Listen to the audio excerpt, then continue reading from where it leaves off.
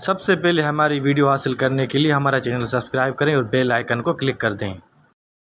ایک گاؤں میں 3 دوست رہتے تھے۔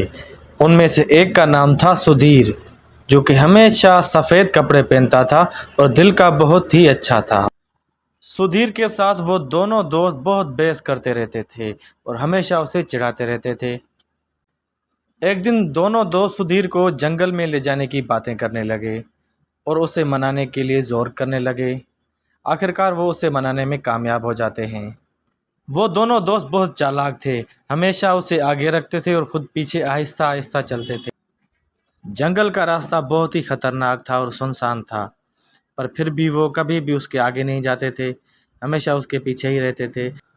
چلتے چلتے وہ گھنے جنگل میں پہنچ گئے اور وہاں پر ایک لکڑی کا پل تھا جسے بھی پار کرنا تھا۔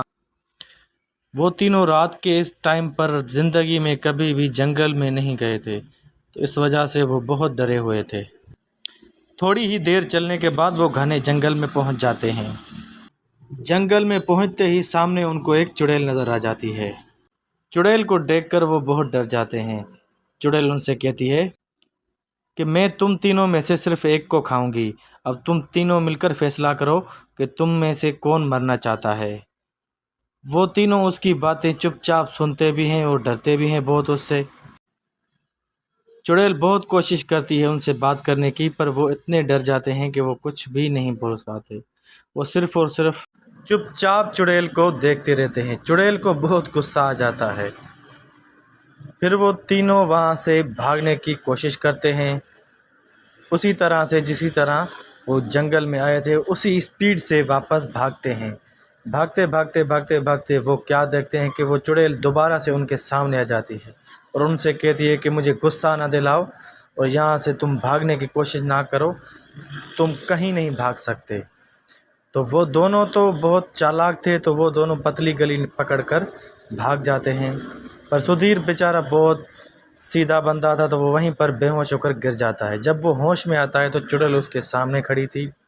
چڑیل اسے کہتی ہے تم بہت بھولے بندے ہو، تمہارے دوست بہت بیکار آدمی ہیں، مجھے تم پر بہت ترس آ رہا ہے، ورنہ میں تمہیں کچا چبا جاتی۔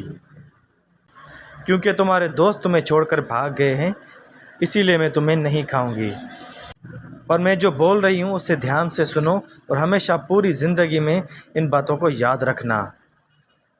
پھر وہ چڑیل ایک عورت کے روپ میں اس کے سامنے آ جاتی ہے اور اسے کہتی ہے زندگی میں ہمیشہ دوست اسے بنانا جو تمہیں مصیبت میں دیکھ کر بھاگ نہ جائیں، ایسے دوست کبھی نہیں بنانا جو تمہیں مصیبت میں دیکھ کر پتلی گلی سے نکل لیں۔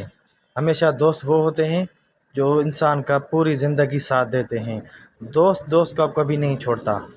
تمہارے لیے بہتر یہی ہے کہ تم ان سے دوستی ختم کر لو۔ سدھیر کو زندہ دیکھ کر اس کے دونوں دوست بہت پریشان تھے اور وہ سوچ رہے تھے کہ یہ زندہ کیسے بچ گیا۔